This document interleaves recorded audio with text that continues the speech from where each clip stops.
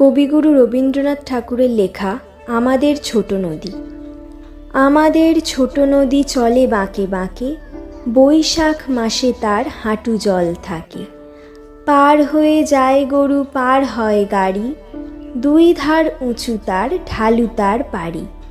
চিকচিক করে বালি, কোথা নাই কাদা, এক ধারে কাশবন ফুলে ফুলে সাদা। কিচিমিচি করে সেথা শালিকের ঝাঁক, রাতে ওঠে থেকে থেকে শিয়ালের হাঁক। তীরে তীরে ছেলে মেয়ে নাহিবার কালে, গামছায় জল ভরি গায়ে তার ঢালে। সকালে বিকালে কভু নাওয়া হলে পরে, আঁচলে ছাঁকিয়া তারা ছোট মাছ ধরে। আষাঢ়ে বাদল নামে নদী ভর ভর, মাতিয়া ছুটিয়া চলে ধারা খরতর।